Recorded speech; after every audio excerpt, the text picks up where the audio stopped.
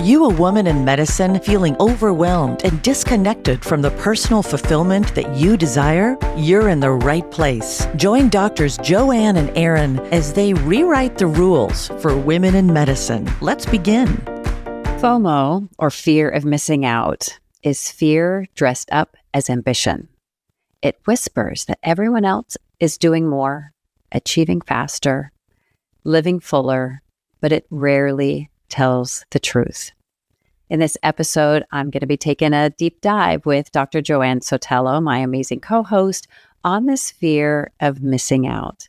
And Joanne, I would love to hear, what is your definition of FOMO? I love this topic. I used to think of, I'm not someone who compares myself as much or someone who feels FOMO. But if I am honest with myself, I do. So have you been scrolling down your whatever platform feed, and then you see this woman doing amazing things and you instantly feel like you should be doing more? That's how I define FOMO. It's almost like that should that comes in and that I used to beat myself up with. And I also believe that it's partly how we're programmed of you have to do more and you have to stay ahead and you should always be learning. And what an awesome statement you had of it's fear dressed as ambition, because so often the things that I fear I'm missing out, it's because of that. It's because it's kind of like a belief that I should be doing more. And that's how I think about FOMO. It's not as much as missing out on the new thing or the party. It's more of kind of like this opportunity. It's as if there was something else that I'm supposed to be doing. And then if I don't do it, something bad is going to happen in a dramatic way. I love that thought about if you don't do it, something bad is going to happen. And that's triggering anxiety. And we've shared this before about we were meant to see the world in front of us, maybe hear about things distant from us, but we have access to what's going on around the world 24/7. So imagine how many things you think you might be missing out on just by what you're taking in through social media, on different platforms. I can imagine that our fear of missing out has exploded with our increased awareness about everything that's going on. And Joanne, I would love to hear specifically for women in medicine, why is addressing FOMO so important? I like to think of it as how we are constantly comparing ourselves, and we compare our behind the scenes to everyone else's highlight reel, right? If we make it into social media platform, but that's also in reality that we're just see what other people are achieving, and we don't always know what's behind closed doors or what they've done. But when our brain compares, it's rarely to our benefit. It's usually to remind us of what we're not doing and where a lot of this kind of FOMO comes in. And it's important for women in medicine because it drives that overcommitment, exhaustion, and guilt. And there's actually research behind it of how the people who deal with a lot of FOMO and how it can be linked to anxiety, burnout, poor sleep, and overwork. So this is not just a social term. Like, we know that there's even science behind it.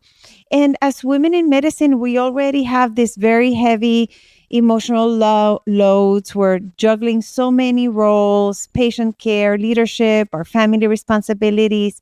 So we don't need to add to that what we believe, because it's a belief that we're missing out on. And another big thing is what we've talked before, if how it feeds the perfectionism and the people pleasing that also add to the load, and it takes away from our self-care, and it blurs our boundaries, and it keeps us in a cycle of proving who we are instead of being, and our presence, and that I like the distinction of this chasing instead of choosing. I love that.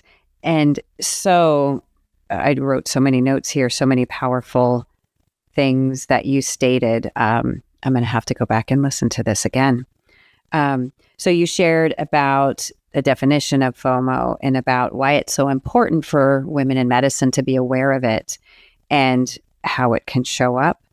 And I would love to hear, what can we actually do about FOMO? And this overlaps with our conversation that we had recently about grace, because we need to really pause before we say yes. And I'll repeat myself and then asking better questions. Do I want this, or is it because I am afraid to miss out?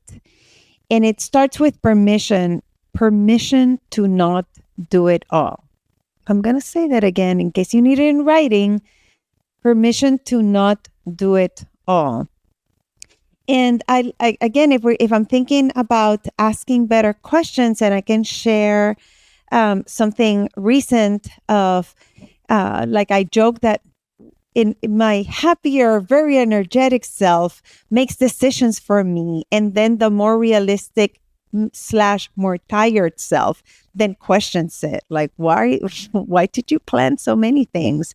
So just recently, this is the time of the year when all the conferences happens, all the retreats, and all the things. And when I was planning this time of the year, I said, oh, great, things are not overlapping. I can do it all. Who's been there? And just came back from the amazing conference Brave Enough. We had the opportunity to interview Sasha Shilkut, who puts this conference. It's amazing. I totally recommend. And then next weekend, we have a Brendan Bouchard conference. And then 2 weekends later, I have my own retreat that I'm hosting for my women. And then 2 weeks later, I have yet another retreat for this other mastermind I'm a part of. And let me tell you, when I was planning, I was like, oh, sure, I have time. And on top of this, I'm transitioning into my new practice. And this is so true for so many of us, that we have this genuine belief that we can do it all. And we can do it all. It's just that we can't do it all at once.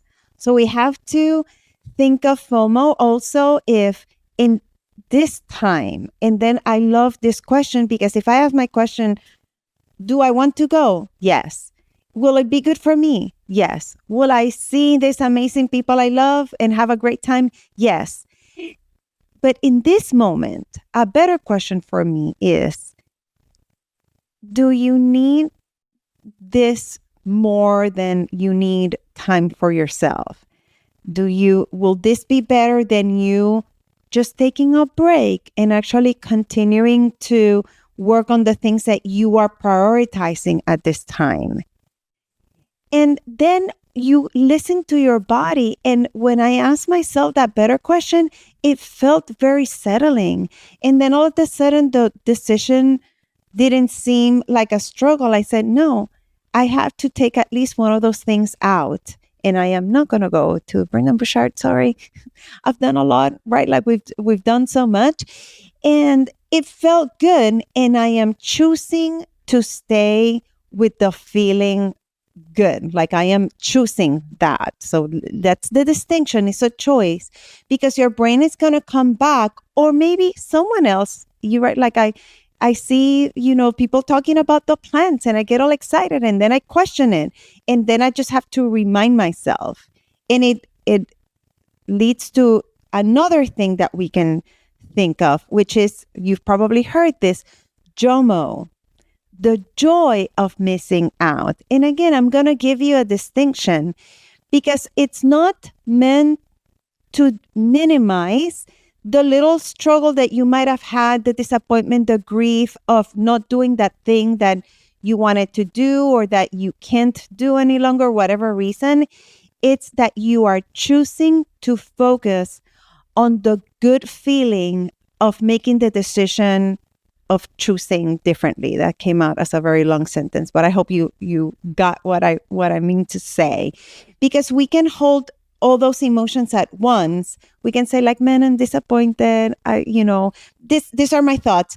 I wish this conference was happening at another time when I didn't have that much to do so that I could also go, right? Like that's very appropriate. And then I am choosing to focus on, in this time, I am so glad that I'm choosing to not travel because I am focusing on other things that I am prioritizing right now. And then that's it. I don't just keep on going back and forth. There's a lot of emotional and mental energy that we spend when we're back and forth in that decision struggle. And I say this a lot of make the decision and make it mean that it's the best decision for you. A little note that I'm going to add here, because again, we all compare, is that we can also use curiosity in the comparison, again, with a lot of grace and compassion that we were talking about. And then say, if there's a lot of FOMO because there's that the comparison, ask yourself, what is it? Like, is there something that I wish I had in my life that makes sense for me in this season of my life that I might want to cultivate? And turn that comparison and FOMO into more of the curiosity, the connection, and the compassion for yourself. Oh, Joanne, so much wisdom there. And a couple of things that I loved that you pointed out. One is paying attention to your body. And we talked about this in the last episode about what is your body telling yourself? Is it anxiety? When am I going to pack? When am I going to get ready for this thing? What is your body telling you? And tune into that and go, maybe it's trying to tell me that what I thought was a good thing to do is not. And then getting curious, as you said. And then the other piece I thought that was important was sometimes you make a decision, I'm not going to do this thing. And this happened to me a couple of times where there was a retreat I wasn't going to go to. There was another Brendon Burchard event I wasn't going to go to. And then circumstances changed and opened up. And then I realized this is the right decision. And I was, if things worked out, sometimes you are supposed to go and those doors will open up at a later time. But when that's not the case, I love how you shared the fatigue of indecision. You make a decision. There may not be one right decision. Going could be a good decision and not going. But when you make a decision, back yourself up. And then you just let it go. And the release, again, we don't need more exhausting practices. That second guessing yourself, did I make the right decision, can be really, really draining. And so I love how you pointed the importance of removing that second guessing once you make that decision. Joanne, this has been so incredibly helpful to learn all of these different facets of FOMO. And I'm wondering, for our listener, do you have one more piece of wisdom you'd like to share? I would like to leave you all with a reflection question. I love questions. Where in your life are you saying yes out of fear? And what would change if you said yes only out of love and alignment for what you really want in this season of your life? I love that so much. With that, if you found benefit from listening to this episode or other episodes, please don't forget to leave us a rating and a review or share with someone that you think could benefit from today's content. With that, stay tuned because our next episode is coming right up. Do you want exclusive resources and the opportunity to connect with us? Then visit createmeaninginmedicine.com now, where you'll dive deeper into how you can create meaning in medicine. And if you're serious about optimizing your results, take 2 quick steps now. Connect with us on the website and tune in to the next episode.